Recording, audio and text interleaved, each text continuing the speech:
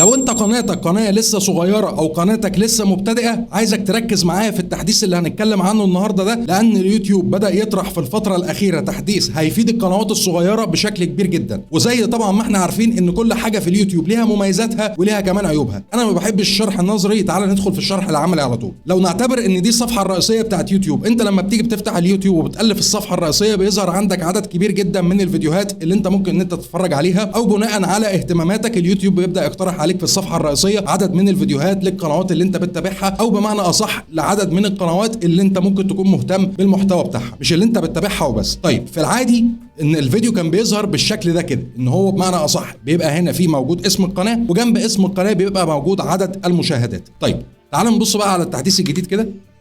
لو جينا بصينا هنا هنلاقي ان هنا مكتوب اسم القناه، وهنا عدد التعليقات اللي موجود على الفيديو. يعني اصبح ان كده اليوتيوب استبدل عدد المشاهدات بعدد التعليقات اللي موجوده على الفيديو، استغنى عن عدد المشاهدات اللي موجوده على الفيديو وحط مكانها عدد التعليقات. خليني اقول لك بس كده على حاجه، ان سواء هو حط المشاهدات او حط التعليقات فهو الاثنين يعتبر تفاعل، سواء المشاهدات سواء التعليقات، هو كده الاثنين يعتبر تفاعل على الفيديو. ولكن من وجهه نظر اليوتيوب ان التحديث ده هيفيد القنوات الصغيره في الفتره اللي جايه بشكل كبير جدا. طب هيفيدها ازاي؟ انا هقول لك. لو انت مثلا بتتابع قناه، القناه دي مثلا منزله فيديو، الفيديو بتاعها جايب مثلا 100,000 مشاهده، وبتتابع قناه تانية، او بمعنى اصح ظهرت لك في الصفحه الرئيسيه قناه تانية من نفس المحتوى بتاع القناه اللي الفيديو بتاعها جايب 100,000 مشاهده، والفيديو بتاع القناه الصغيره دي مثلا جايب 500 مشاهده، جايب 600 مشاهده، جايب 1000 مشاهده. في عقليات مشاهدين كده عموما على اليوتيوب بيتجه او بيروح للقناه اللي الفيديو بتاعها جايب 100,000 مشاهده، ويركن تماما القناه اللي المشاهدات بتاعتها ضعيفه او المشاهدات بتاعتها منخفضه، على اعتقاد ان القناه الكبيره اللي هو بيتابعها ان هي احسن من القناه الصغيره. مع ان الموضوع ده مش صح، لان انت ممكن تبقى لسه قناه مبتدئه على اليوتيوب تبقى احسن من حد بقاله سنين موجود على اليوتيوب. لكن في مشاهدين مش بيفكروا بالاسلوب ده ولا بيفكروا بالطريقه دي، او بمعنى اصح بينخدعوا في عدد المشاهدات اللي موجوده على الفيديو، وبيتجهوا للفيديو اللي عدد المشاهدات بتاعته بتبقى اعلى من الفيديو اللي عدد المشاهدات بتاعته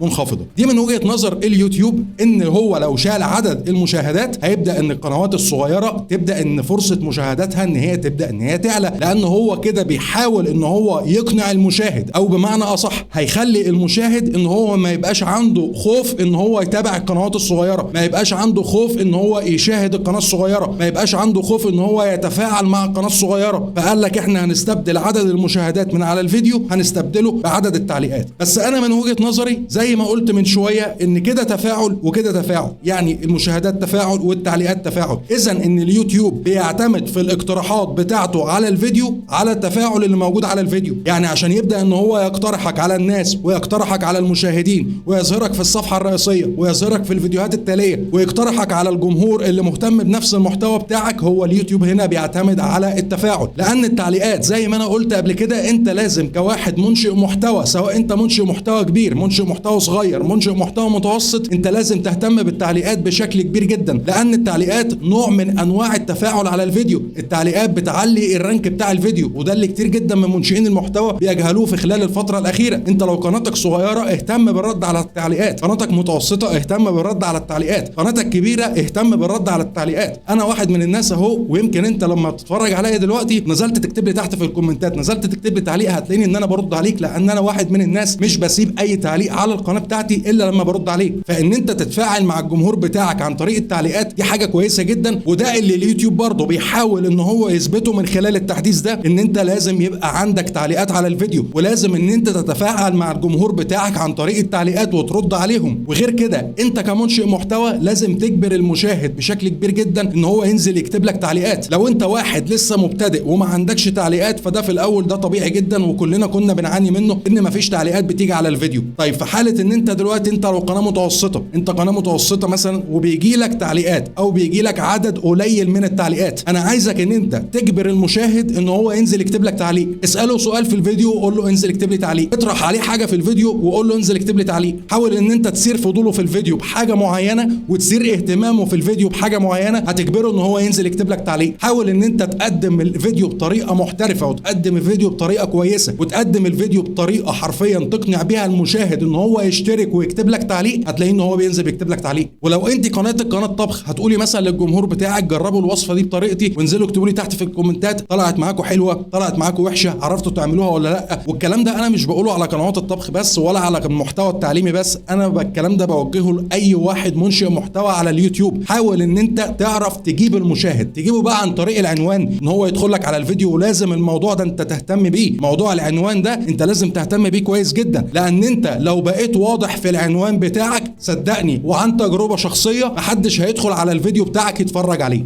وما تجيش تقول لي اصل ده تضليل، لان ده مش تضليل على الاطلاق. ان انت تكتب حاجه في العنوان تشد بس بيها المشاهد وتجيب بيها المشاهد بحيث ان هو يدخل لك يعمل لك مشاهده على الفيديو ويتفاعل معاك عن طريق اللايكات وعن طريق التعليقات، فدي حاجه كويسه جدا. التضليل انك تعمل محتوى يكون مختلف عن العنوان اللي جوه. انا ما بقولكش تعمل كده اطلاقا، انا بقول لك حاول انك تعمل عنوان جذاب، عنوان يجيب المشاهد، عنوان يثير فضول المشاهد، وانت من جوه الفيديو تحاول برضو انك تثير فضول المشاهد وتقدم الفيديو بطريقه احترافيه. وهتلاقي ان الجمهور بيكتب لك تعليقات في الفيديو بتاعك، وهتلاقي ان الجمهور بيتفاعل معاك مع كل فيديو انت بتنزله. ولو عرفت كمان انك تخليه يكتب تعليق بالطرق اللي انا قلت لك عليها من شويه فدي هتبقى حاجه كويسه جدا. لان في بعض المشاهدين هم بيدخلوا يا دوبك بيشوفوا الفيديو ولا بيتفاعلوا بيه باللايكات ولا بيتفاعلوا بيه بالتعليقات، بيفتكروا مثلا او بيكون عندهم اعتقاد ان هو كده لما يعمل مثلا تعليق على الفيديو احنا مثلا بناخد عليه فلوس، بيعمل مثلا لايك على الفيديو احنا كده بناخد عليه فلوس. لا، هو الموضوع مش كده اطلاقا. هو الموضوع ان اليوتيوب بيعتمد في الحاجات دي على اعجابات، مثلا بيعتمد على التعليقات في ان هو يقترح الفيديو بتاعك يوصله لعدد اكبر من الناس. وهو بيثبت الموضوع ده في التحديث ده، ان هو بيقول لك او بيدي بمعنى اصح المنشئ المحتوى والمشاهد ان هو انا بعتمد في الاقتراحات بتاعتي للفيديو ده على التفاعل مش على المشاهدات فقط لا غير. تفاعل على الفيديو، مدة بقاء الجمهور في الفيديو بتاعك، متوسط مدة المشاهدة. عشان كده انا طلعت اتكلمت معاك قبل كده عن انك ازاي تزود الاقتراحات بتاعتك عن طريق متوسط مدة المشاهدة، لان اليوتيوب عامل اساسي من ضمن العوامل اللي بيعتمد عليها في اقتراح فيديوهاتك على الناس او على الجمهور اللي مهتم بمحتواك هو متوسط مدة المشاهدة. فانت طول ما انت عرفت انك تخلي المشاهد اكبر وقت ممكن معاك في الفيديو، كل ما اليوتيوب هيبدأ ان هو يقترح الفيديو بتاعك بشكل اكبر. كل ما اليوتيوب لقى ان في عدد اعجابات كتيرة جدا على الفيديو هيبدأ ان هو يقترح الفيديو بتاعك بشكل اكبر. كل ما اليوتيوب لقى ان في تعليقات على الفيديو هيبدأ ان هو يقترح الفيديو بتاعك بشكل اكبر. فانت لازم تهتم بكل العوامل دي. طيب التحديث ده هيكون سيء ولا التحديث ده هيكون مناسب؟ انا من وجهة نظري انا كهشام او كصانع محتوى تعليمي، هو هيفيد قنوات ومش هيبقى مفيد لقنوات، وهيبقى مضر لقنوات تانية. طب ازاي الكلام ده؟ هيفيد قنوات ان برضه لو هنرجع لعقلية المشاهد، ان هو لو بص على عدد التعليقات لقاها كبير ممكن ان هو يدخل على الفيديو يتفرج عليه. طيب لو بص هنا وما لقاش ان في تعليقات اصلا على الفيديو، وده احنا بنواجهه في محتويات كتيرة جدا، او محتويات كتيرة بتعرف ان هي تجيب مشاهدات على الفيديو بتاعها ولكن الجمهور ما بيكتبش اصلا تعليقات. فساعتها برضه لو المشاهد بص كده لقى ان التعليقات مش كتيرة على الفيديو ممكن ان هو ما يدخلش.